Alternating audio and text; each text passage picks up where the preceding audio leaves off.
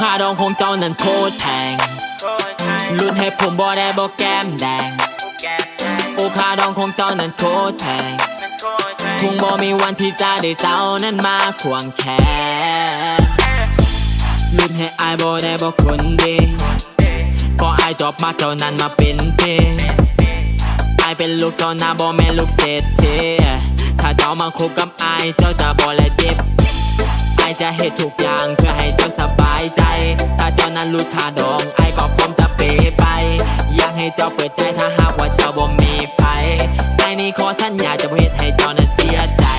ถ้าเจ้ารู้ค่าดองมันก็คงสิดี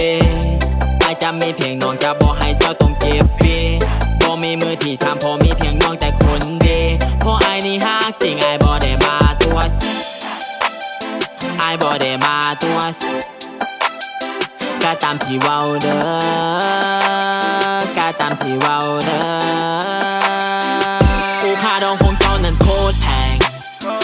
ลุ้นให้ผมบ่ได้บ่แก้มแดงโอคาดองของเจ้านั้นโคตรแพงคงบ่มีวันที่จะได้เจ้านั้นมาควงแขนไอ้บอดี้ขับวีโก้ไอ้ขี่แต่บัฟฟาโลก็ไอ้มันมีแต่คอยแล้วน้องอยากได้จากโตไอ้ฮักคักไอ้มักแท้ๆอย่าปล่อยให้ไอ้มันโน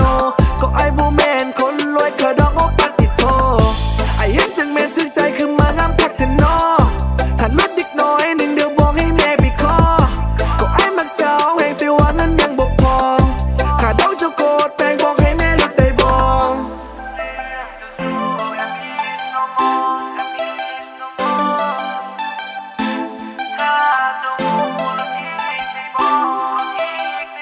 โอคาดองของเจ้านั้นโคตรแพง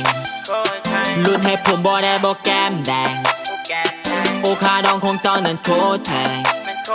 คงบ่มีวันที่จะได้เจ้านั้นมาควงแขนอยากเป็นลูกเคยอีพอเจ้าแหงนอนคิดนอนฝันแต่เศร้าจนโหดแรงจนบ่มีเวลาไปกินข้าวแรงโอ้เย่เย่เย่เย่ทางกายมันอ่อนเพลียเพราะว่าอยากได้เมียแต่ว่าเงินค่าดอกไอ้บ่มีเงินจะเสียถ้าบ่เอาค่าดอกห้องเจ้านั้นจะมีเพียเพราะว่าไอ้นั้นจะเลียก็เล่มในมือเจ้านั้นที่มันจะละลายเวลาที่เจ้ายิ้มนั้นหัวใจอ่อนไหวโอ้เบบี้เกิร์ลเจอกันที่ไหนไปบอกโอแน่เด้อให้ดุดขนองให้